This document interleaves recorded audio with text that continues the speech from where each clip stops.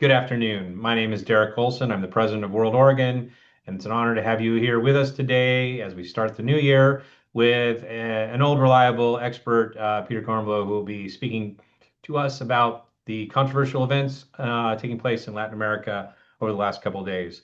For those of you who are sharp readers of WorldOregon's newsletters, you might have seen that originally we're going to have more of a Chile and Southern Cone focused conversation, but due to Peter's expertise, the changing times in activities going on in foreign policy, we decided to make this a broader look so it can be really a rip from the headlines program for WorldOregon members and participants. We welcome any members from around the United States through the World Affairs Councils of America that may be joining us. This program is being recorded and will be posted on YouTube later. Excuse me. Just a couple general reminders. This is a WorldOregon webinar brought to you thanks to the membership and donations of individual members using our own funds.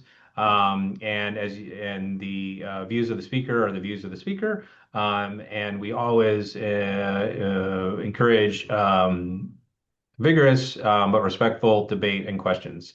You will get a chance later in the Q&A function of Zoom to put in your questions, and we may post in the chat function links that may be of interest of Peter's writings or other programs we're doing.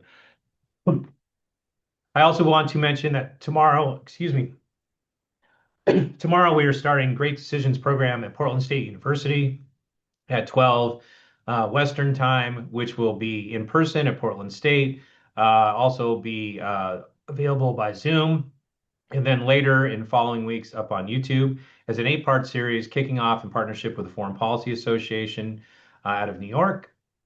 This is a very popular program. We encourage folks to join us, and we will be sending out in our e-newsletter this afternoon. In addition to the series membership ticket for members, we will have individual registrations for all the 8 speaker events for those who are members or non-members. So you can go to one or you go to all, and each ticket allows you to join in person or by Zoom. Again, we thank you all for joining us today, and I'm going to pass it over to my colleague, Tim DeRoche, Director of Programs, who's going to introduce today's speaker. Tim and I will be joining Peter later for questions that we have, as well as facilitating questions from the audience. So we'll look to hear from you soon. Tim. Great. Thanks, Derek. And Peter, really wonderful to have you join us again. It's always great to be in conversation with you. You're actually, we're not supposed to have, favorite children and favorite people, but you're actually one of my favorite thinkers on these issues. And it's always great I just want to sit back and listen. And then I have to remind myself I need to also ask you questions. But for our audience out there today, as Derek mentioned, we were going to be talking about the recent elections in Chile. And as fate would have it, we did a little bit of a quantum box step with the very dramatic and seismic news over the weekend to make this more about Venezuela. So for our audience, Peter Kornbluh is a senior analyst at the National Security Archive and the director of the Chile Documentation Project and the Cuba Documentation Project. He's spoken for us many, many times on Cuba and has been a very popular speaker with WorldOregon audiences for just his astute observations and perspective on Latin America. He is the co-author with William Leo Grand of Back Channel to Cuba, The Hidden History of Negotiations Between Washington and Havana, and author of The Pinochet File, a declassified dossier on atrocity and accountability. And with that, I think I'm just going to toss it back at you, Peter, and give us I think you said you have 5 points. Give us the rundown of what is happening, what's going to happen, and then we will join you and we will talk a little bit more with you and with the audience. Well, first, I want to say thank you for doing this and for having the flexibility to, turn this into a rip from the headlines forum, because I think we all have a lot of interest and a lot of curiosity and some of us, some true fears about what is unfolding literally in front of our eyes, minute by minute. These are dramatic times, and they seem to be getting more dramatic by the hour. Just a few minutes ago, news came that the U.S. Navy had, intercepted a Soviet-flagged ship that the Soviets had been escorting, a tanker. We have potential for international conflict in a number of places. So it's very much worth talking about. I truly believe, and I want to say this at the outset, that this is a turning point for obviously U.S.-Venezuelan relations, U.S.-Latin American relations, the Western Hemisphere, and frankly, the world community, as well as our own society. And so I think that we all have, true, serious interests in this as a foreign policy issue, and with grave implications for the world as we have known it, and as many, I think, in your audience have been part of, because I know you have former diplomats and U.S. officials in the Oregon World Affairs Society. I'm going to make just 5 points, but I want to start at the beginning with kind of the broader implications of all this as it is unfolding. There are some key factors that are happening all at play at the same time. The first factor is obviously that there was a successful and extremely effective kidnapping of the head of state of Venezuela and his wife over the weekend. And the success of this operation, which seems to have gone off flawlessly, has empowered and emboldened the president of the United States, who, since the day of his actual inauguration, has made no secret of his quest for territorial expansion and conquest and control and self-aggrandizement. You'll remember on the day he was inaugurated, during his inauguration speech, President Trump said that he wanted to take back the Panama Canal. I think made reference to Greenland as well, and Canada. And here you have, I think, the first step in that territorial quest for expansion. We had what the U.S. military is calling Operation Absolute Resolve, which was the code name for the Delta Force operation to detain and render Nicolas Maduro, the head of state of Venezuela. And we had a press conference on the same day that this took place, last Saturday, led by President Trump and his national security team, which paid quite open celebration to what can only be called the warrior class, if you will, of the U.S. military. I hope that many of you actually saw the press conference. For me, and I'm a longtime student of U.S. involvement in Latin America and the various ways it's been involved in Latin America going back 200 years. But for me, it was almost as astounding, the press conference, as the actual operation itself, which had long been expected and had been telegraphed by the president. We had our Secretary of War, Pete Hegseth, basically celebrating kind of what he called the guts, grit, gallantry, and glory of the American warrior. This is a direct quote from him. And we had our president paying tribute to what he's now calling the Dunroe Doctrine, a play on the Monroe Doctrine. Now, the Dunroe Doctrine, kind of a modern demonstration of U.S. domination and supremacy in the Western Hemisphere. And as Trump said himself during the press conference, nobody will question U.S. dominance in the Western Hemisphere again. And for the moment, he is certainly right about that. So that's the first factor here. The second factor is that the president has taken this opportunity to kind of expand his horizons. And since the assault on Venezuela, he hasn't stopped talking about assaulting other countries. He's threatened the president of Colombia. He's threatened Mexico. He has sent his aides out, and he himself is talking about taking back Greenland. And so this has got worldwide implications, not just implications for Venezuela and Latin America. And I have to say that if you look closely at even the mainstream press, you don't have to go to the leftist press or progressive press, read it on the front page of the New York Times.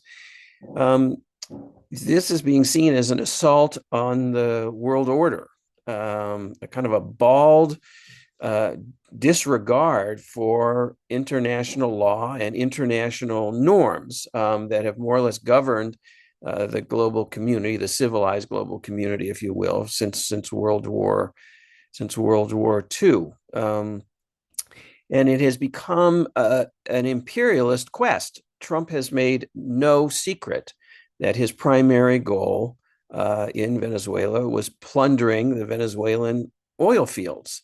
And just today, he announced that through coercion, he has convinced the new Venezuelan government, the post-Maduro regime, if you will, to give the United States $2 billion worth of oil, something like 50 million gallons of Venezuelan oil, which he claims was stolen from the United States. He seems to feel that the Venezuelan oil fields were U.S. property all along.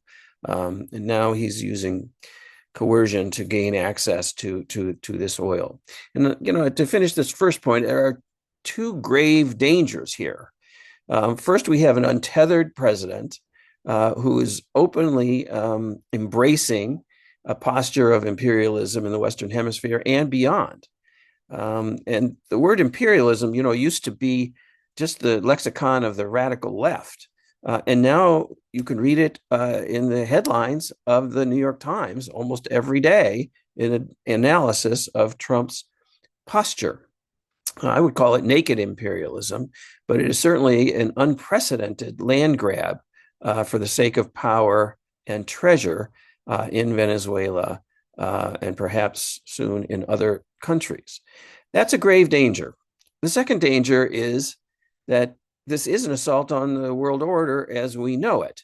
The structure of the international system that evolved from World War II, out of the ashes of World War II, I should remind everybody, and has constrained the conduct of nations until now.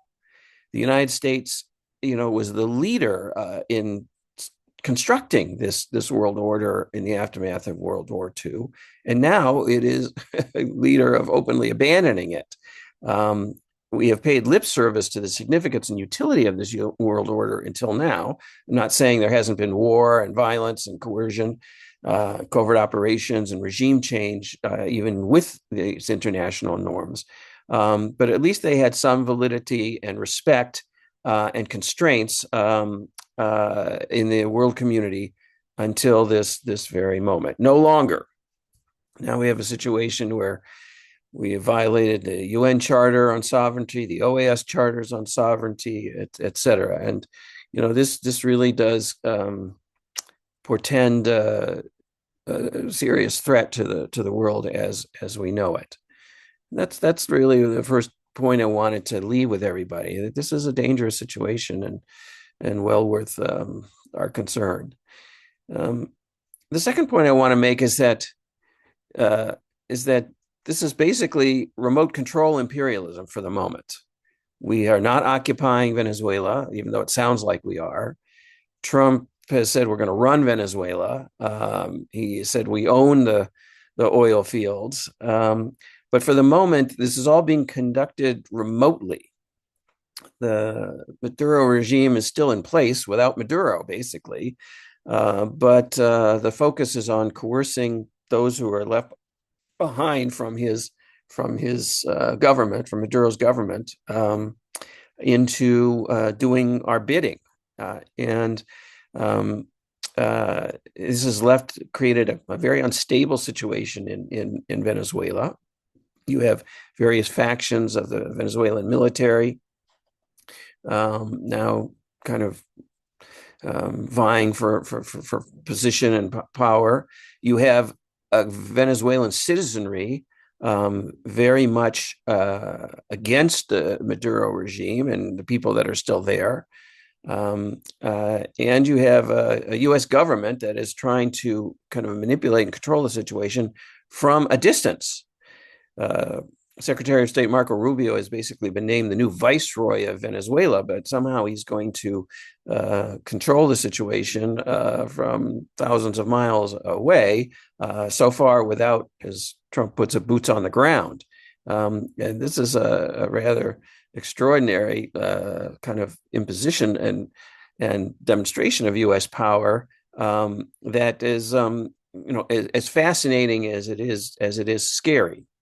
For the moment, Trump is using the threat of violence and renewed force and renewed bombing of Caracas as a coercive technique to press current government of Venezuela to do what the U.S. wants them to do, which is basically give the United States oil, and as well as basically the economic sanctions, the naval blockade of the Venezuelan oil tankers and oil tankers from other countries, such that Venezuela cannot actually sell its oil abroad because the boats literally cannot leave with the oil because the U.S. Navy is intercepting them.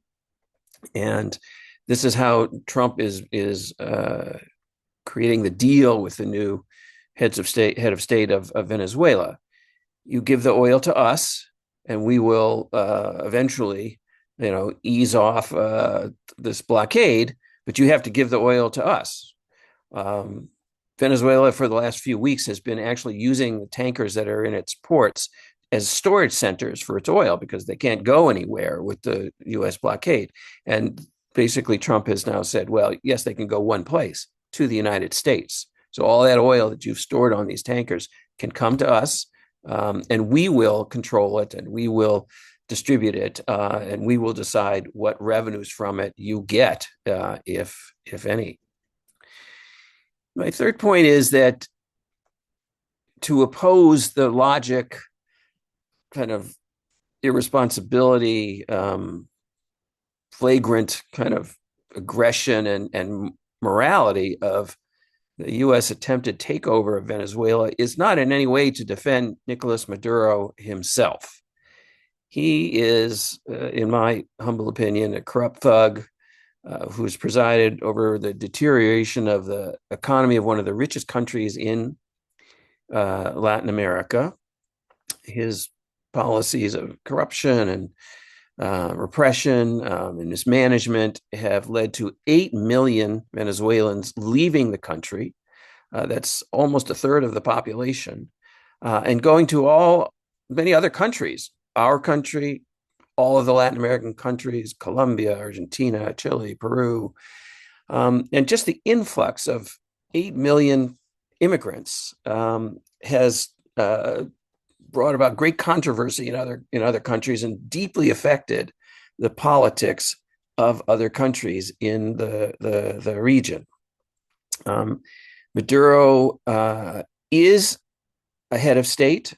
He is the head of state and was the head of state of Venezuela, but he was not a legitimate president of Venezuela. He lost the election in 2024 and then proceeded to steal it and stay in power, even though he lost overwhelmingly. I think it's kind of an irony, though, for President Trump having ordered his kidnapping, if you will,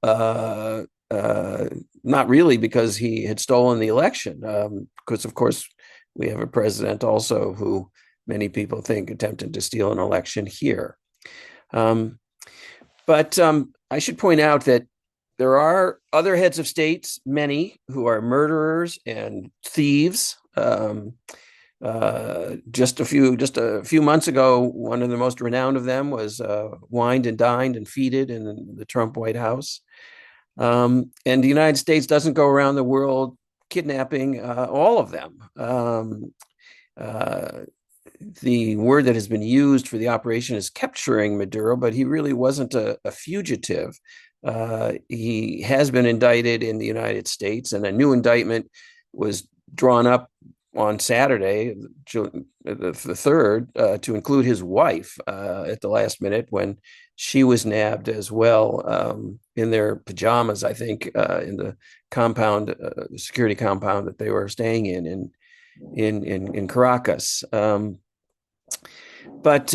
I do want to make the point here about Maduro that for all of his corruption and criminality, the idea that Trump has advanced that this was a law enforcement operation is a falsehood.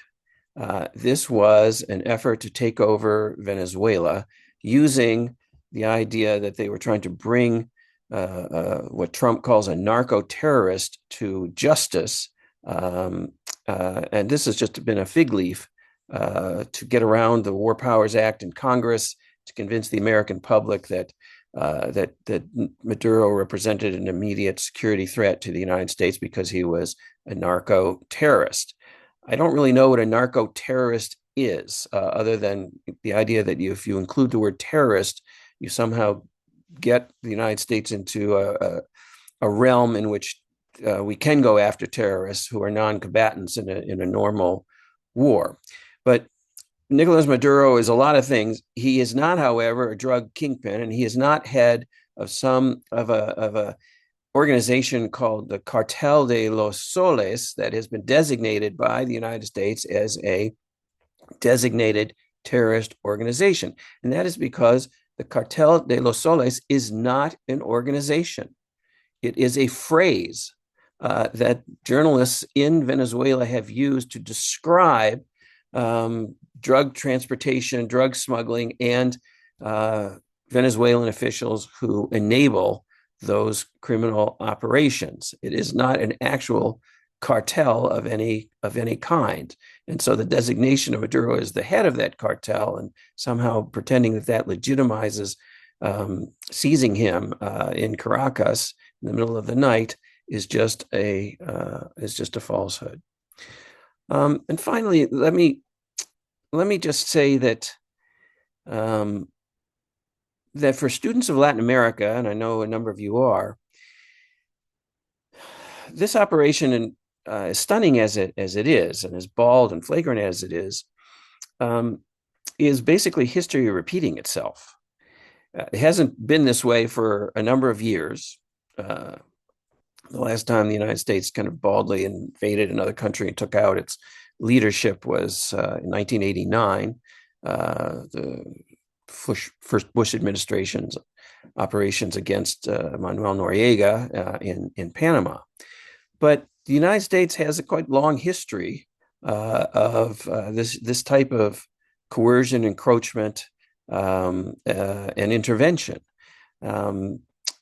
We intervened in the Latin American region before the Cold War, during the Cold War, and now after the Cold War. And before the Cold War, before the end of World War II, in the 1800s and the first third of the 20th century, the United States openly conducted what it referred to as gunboat diplomacy and dollar diplomacy. In the old days, we used to position naval ships off the coast of a smaller country like Nicaragua or Honduras or Guatemala, or, the Dominican Republic, Cuba. And U.S. presidents hoped that just the mere appearance of these ships right off the coast of these countries would lead the leaders to capitulate to whatever our demands were, whether it was that they should leave office or they should turn over a particular industry, sugar, oil, coffee, bananas to us. That would be the expectation. And if that didn't happen, then these ships would start to lob a few cannonballs onto the coast and kill a bunch of people. And then if that didn't solve the problem, then the Marines would invade. And sometimes that occupation was short term, and sometimes U.S. Marines stayed for years, taking over the operations, economic operations and political operations of these smaller regions. I don't have time to go through all the various examples, but this is this was what we could now refer to as the bad neighbor policy of the United States. And we only adopted formally what was termed the good neighbor policy under Franklin Roosevelt in the early 1930s. as it became clear that the nationalist resentment that we had incurred in treating these countries as basically colonized states, treating them completely disrespectfully, abusing their politics and their economies, stealing their natural resources, whether it was oil or sugar or bananas, etc., was engendering such an opposition that it wasn't clear that the Latin American states were going to be our allies if another world war broke out.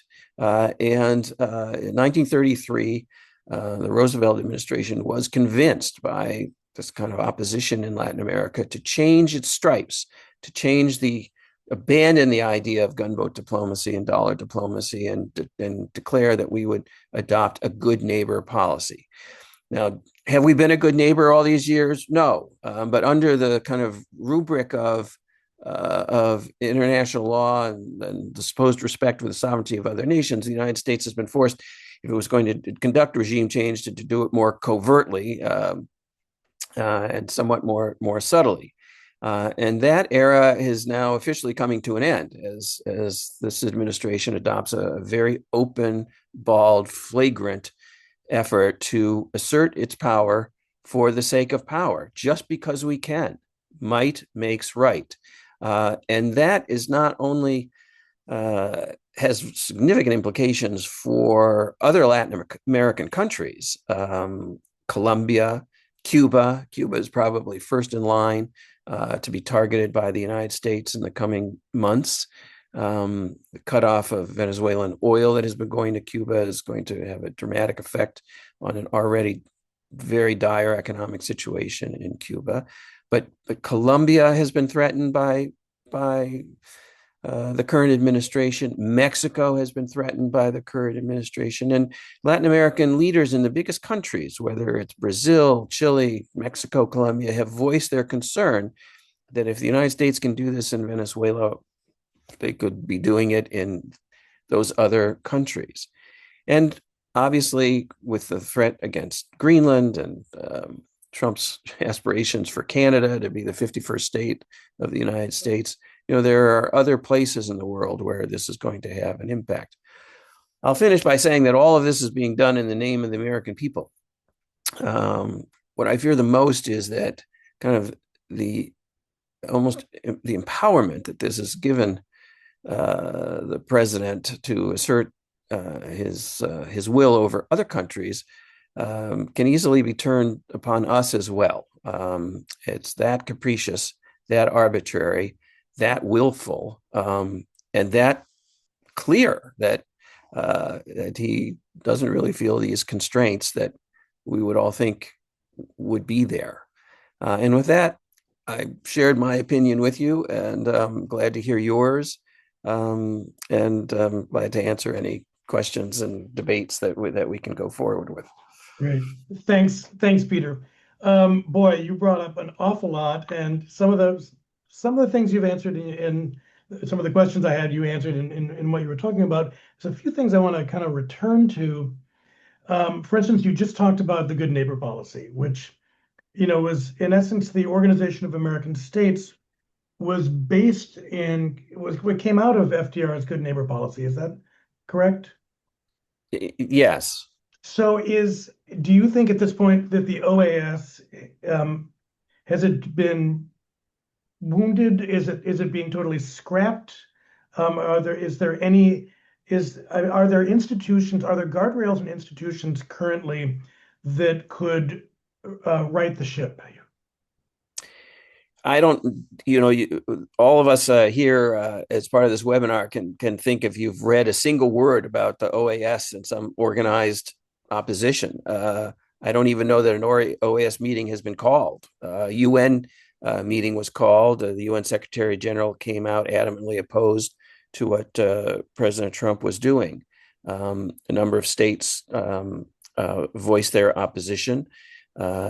Europeans have been rather restrained because they need the United States to fight the Russians in Ukraine, and they're worried about antagonizing Trump. At the same time as Trump threatens Greenland, they understand that this is a threat to the NATO alliance itself, of which they and Greenland are part of, and Denmark. And so a very complicated geopolitical situation. But to answer your question, this is what is so, I think, dangerous and frightening about this situation. There are no guardrails.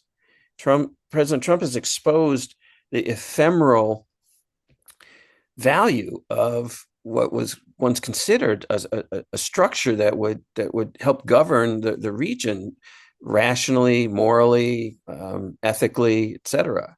And that is being not just abandoned, but the U.S. disregard for the OAS as an institution in this particular situation for the rights of Latin American states is crystal clear.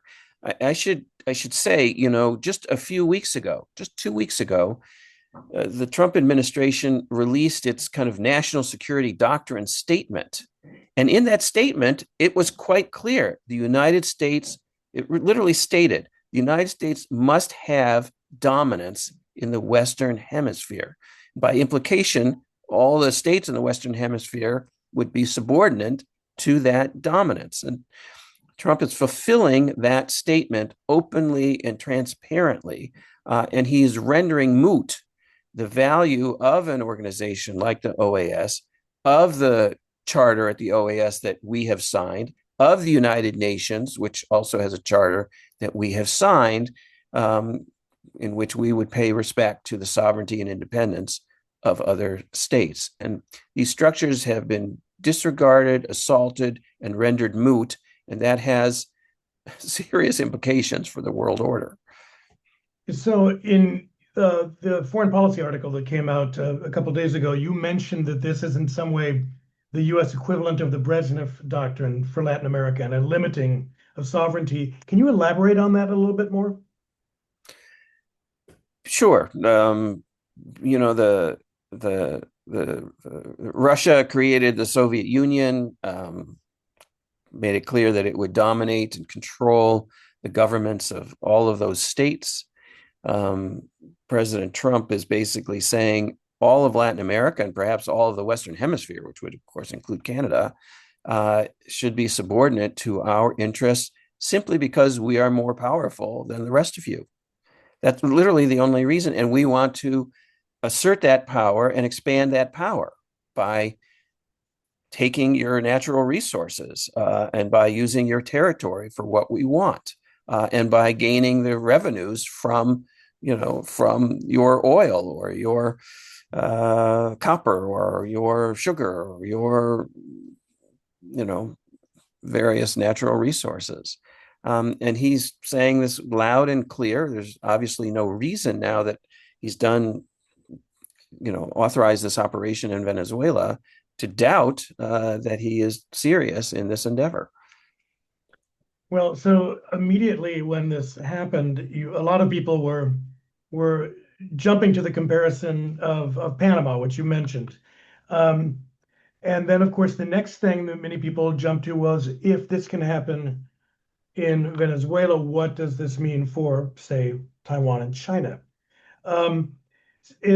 Is Panama an apt comparison for what we're seeing? Is there a historical touch point that gives us some context? Because to me, I kept thinking of the mashup. If you mashed up Panama with the 1953 Mossadegh coup, you might get something close to this. But is there anything that we've seen in the past that helps us understand how this could play out?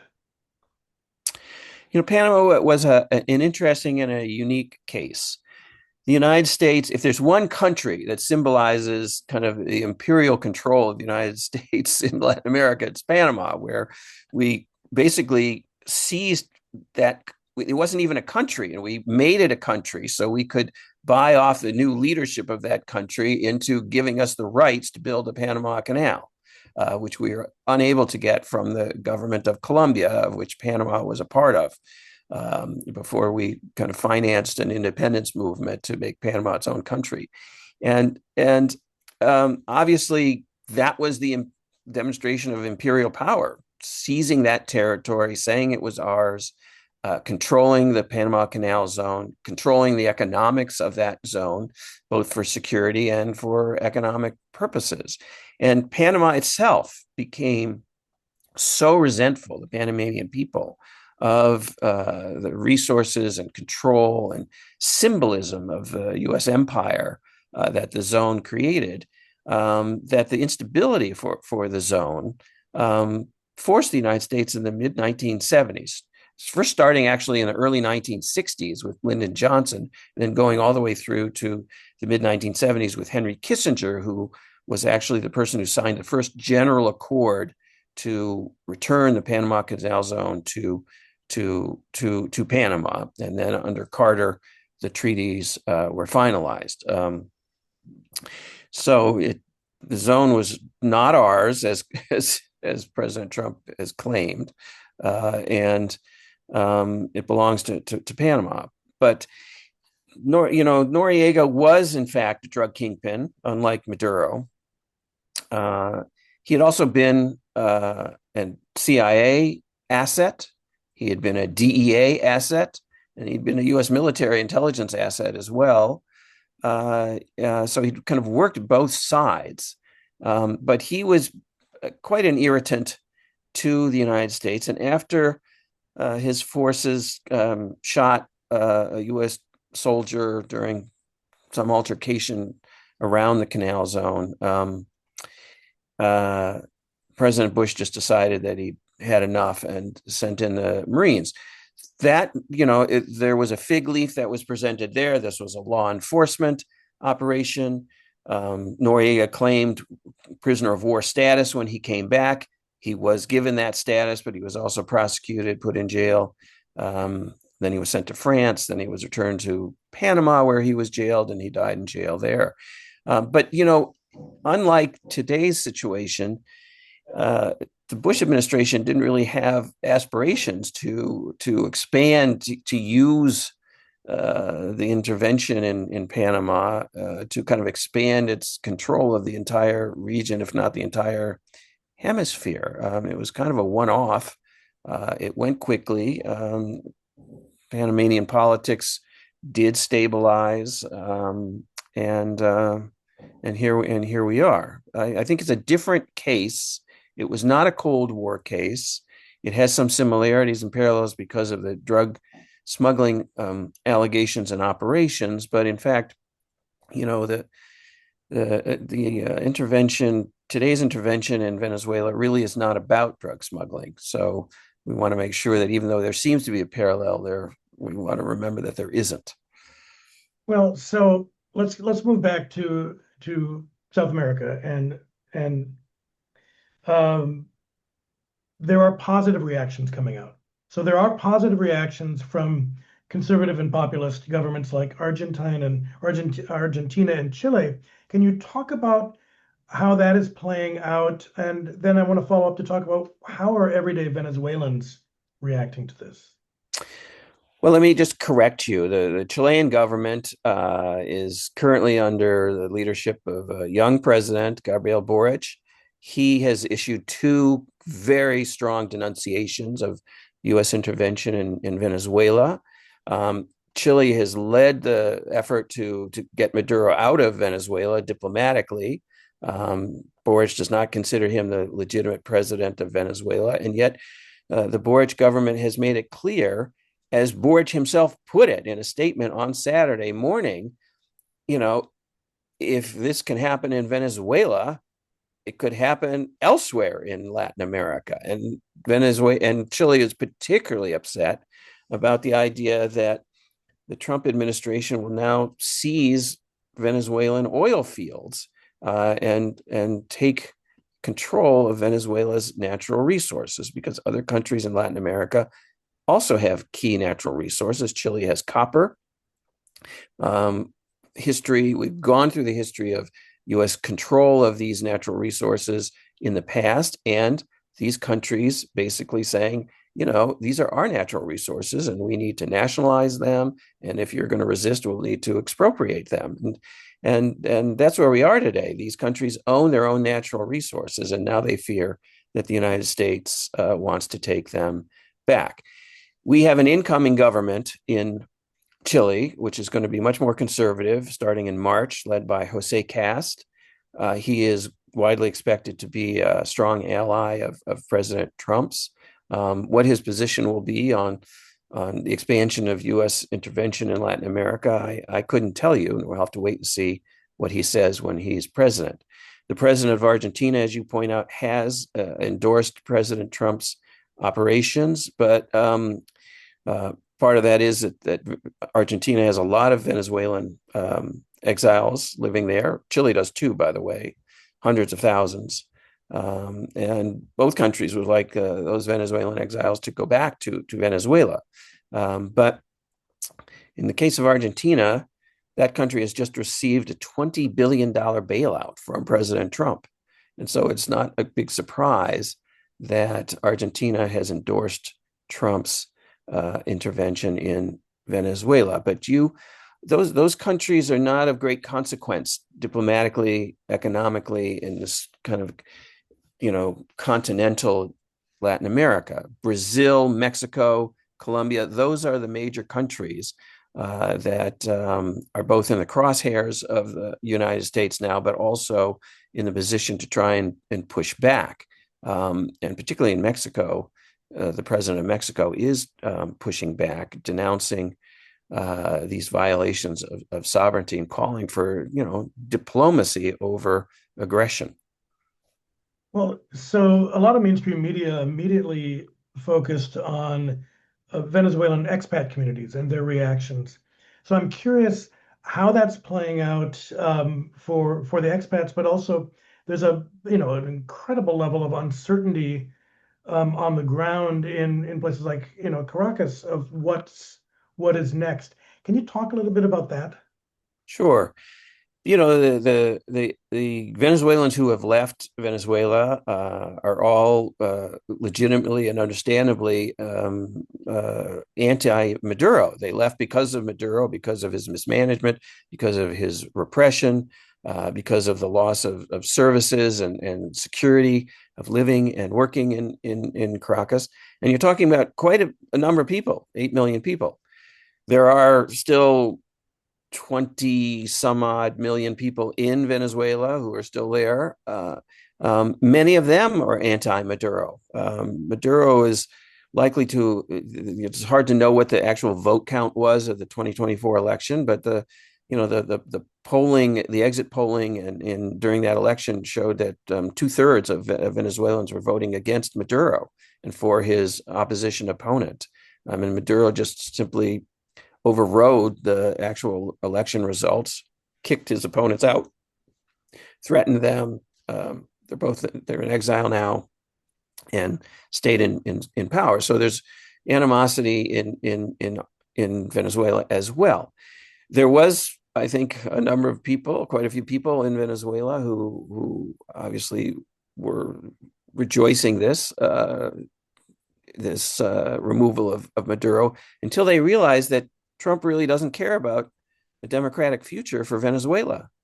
He blew off the leading opponent, who won the Nobel Peace Prize, Mrs. Machado, and he basically said that she wasn't the person he was going to work with. He was actually going to continue to work with Maduro's own team, and that team, that very militarist, very hard line, is still in place. You have Madurismo without Maduro at the moment. This is a very unstable situation, but Trump seems to have decided that it's easier to coerce an enemy, which has a lot to lose, than to deal with a legitimate government, which would have the legitimacy to be independent. And this is my feeling of why he is not willing to discuss any issue of democracy. He doesn't seem to care about human rights. I think if you go back and watch the Saturday press conference, he doesn't mention a return to democracy one single time during the entire press conference. He doesn't mention human rights at all. He is completely 100% focused on gaining access to Venezuelan oil and controlling Venezuela as a country from Washington. And that, I think, is his true priorities. He doesn't care about democracy, and dare I say, at home or abroad. But he does care about expanding his own powers as president and expanding the power of the United States over other countries. Well, so let's talk about Cuba for a minute. I mean, you touched on that a little bit. Certainly, you and I were talking the other day about the fact that Maduro's entire security detail were all Cubans. But what are the scenarios for Cuba right now? This is a question from one of our audience members. And that loss of oil will be devastating for Cuba, which is already experiencing such, humanitarian and economic calamity. Will further intervention be necessary? And what is the long game with Cuba? President Trump has been asked this question several times in the last 72 hours since the attack on Venezuela. His conservative reporters that travel with him on Air Force One have said, "Well, is Cuba next? Are you planning to, sanction Cuba, blockade Cuba, invade Cuba?" And basically, his response has been, "Cuba's going to fall on its own. We don't even have to do anything." But of course, we are doing something. We are preventing Venezuelan tankers from bringing Venezuelan oil to Cuba. And we're doing that deliberately to destroy Cuba's economy and end its ability to, and limit its ability to even have electricity on the island, which creates blackouts, which mean people can't get to work. They can't keep their food from spoiling in the refrigerators. They don't have gasoline for the garbage trucks to pick up the garbage. I mean, the lights won't stay on at the schools. It's just a whole scale set of problems and economic disaster for that country. But I think at the moment, President Trump and Secretary Rubio, who clearly has the overthrow of the Cuban government as a priority, are being patient, and they understand that this is going to have a very difficult effect on Cuba, and they may not have to do much as Cuba expands, the humanitarian crisis in Cuba expands demonstrably. Great. I'm going to bring Derek in to join us here. Thanks, Tim. Peter, we have a question from the audience about Colombia, of course, as a neighbor, formerly very close ally of the United States, current differences between the two countries. Can you talk a little bit? The question was asking about, with the FARC and ELN, rebel narco groups on the transborder region, as far as, do you see any concern about armed violence with that, or spillover or unintended consequences in that area? Well, President Gustavo Petro in Colombia, I think, has tried hard to be a positive, supportive ally to the United States. Colombia is the country that produces the most cocaine in the world. Colombia has cooperated with the United States over the years on all sorts of drug eradication efforts, trying to stop drug smuggling, but the cartels are extremely strong and extremely violent. They used to be more violent and even stronger during the era of Pablo Escobar, but they certainly are still there. Trump is using the fact that the current government of Colombia can't eliminate those cartels as an argument to threaten the government. He wants to somehow go in and thinks that the United States will be able to get rid of those cartels itself. Maybe he wants to just simply, it's done the same thing with Mexico, by the way, and threatened to just simply bomb various cartels and locations where drugs are being manufactured in Mexico. Of course, any type of attack like that in Colombia or Mexico is going to incite an extreme nationalist response and destabilize the region entirely. So this is why both in Colombia and Mexico, you have the presidents pushing back very forcefully that the United States should not consider such an option, and the willingness to explore other options to take stronger steps. But this is the situation with Colombia at the time.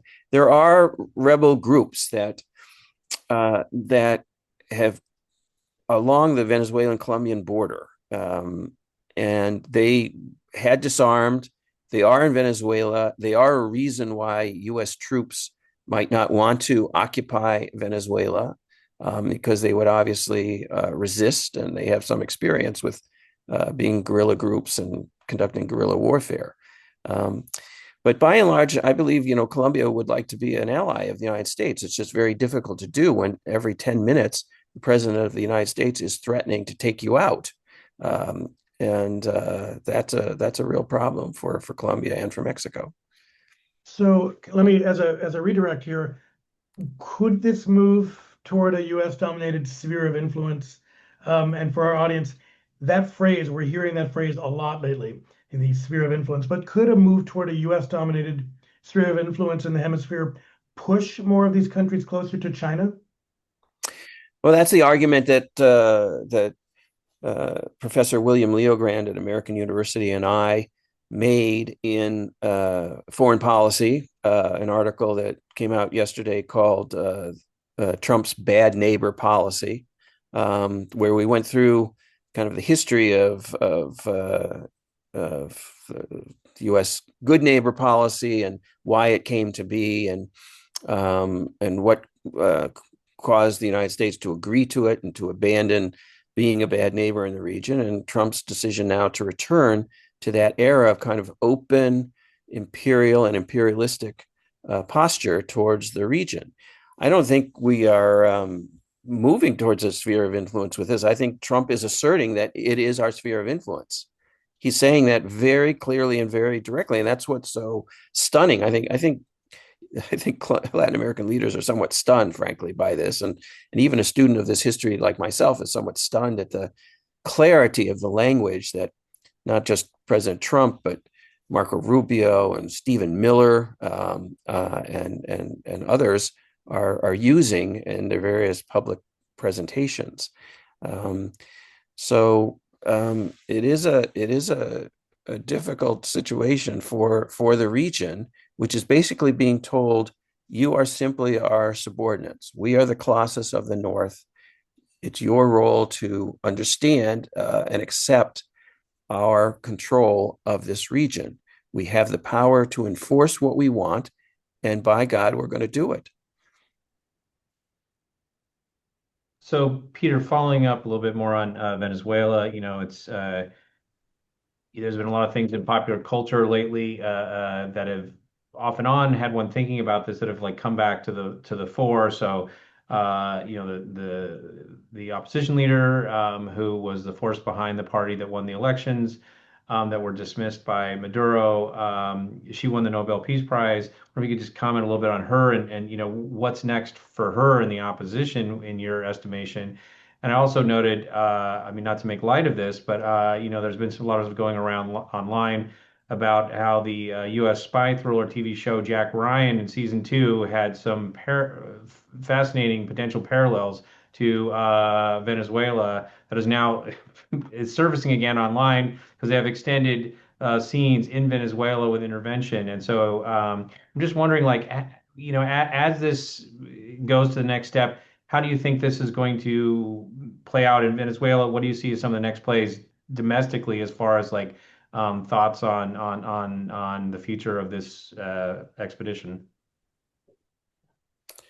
Well, the leadership of the Venezuelan opposition, which did win the election in 2024, is in exile. Ms. Machado was not able to run because Maduro and his regime prevented her from being the candidate. She named a kind of a surrogate to stand in for her party.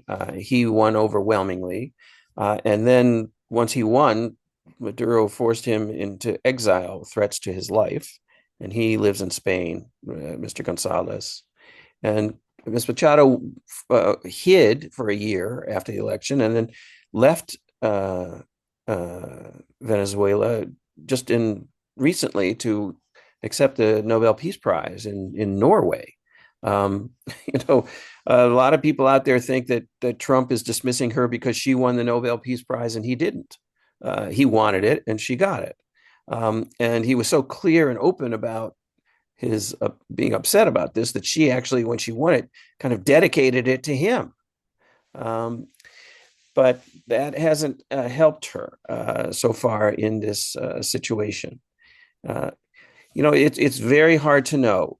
As I say, the kind of oddness of this plan, remote control imperialism, as I call it, is that Trump prefers to leave the Maduro regime largely in place and to coerce the powers that be there instead of moving to restore any type of democratic authority to that country.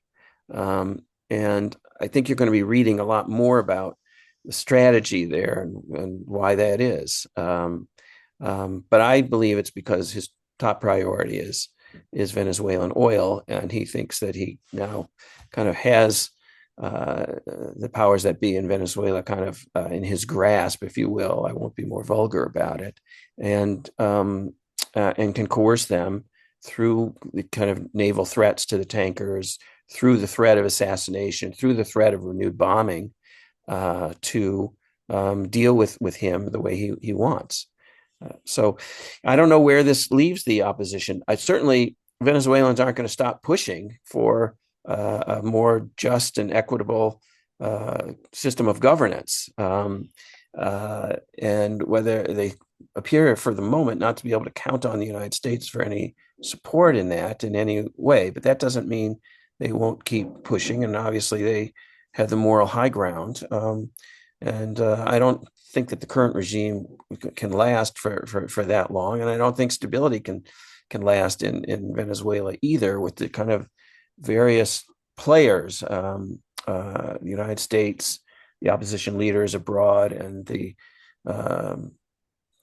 Venezuelan public, which is very tired of the repression that they have suffered. We are almost out of time, Peter. One last question, amalgamating a couple different questions from the audience. Do you have any better sense of the casualties on the ground there? Because there have been conflicting reports. There were some civilians, it appears, but also some Cuban security forces as well as Venezuelan security forces.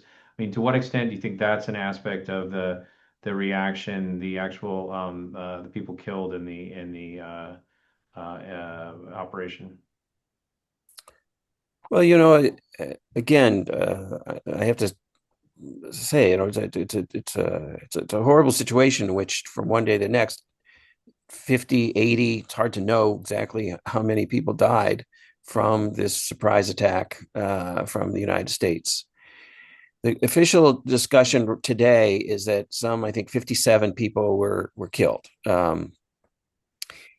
32 of those were Cuban security military and intelligence agents who formed Nicolas Maduro's security guard.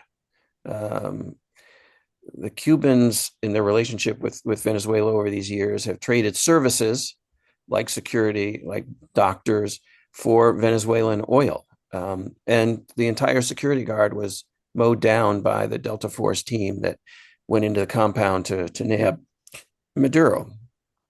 And flags are flying at half-mast in Cuba for those 32 officers and agents.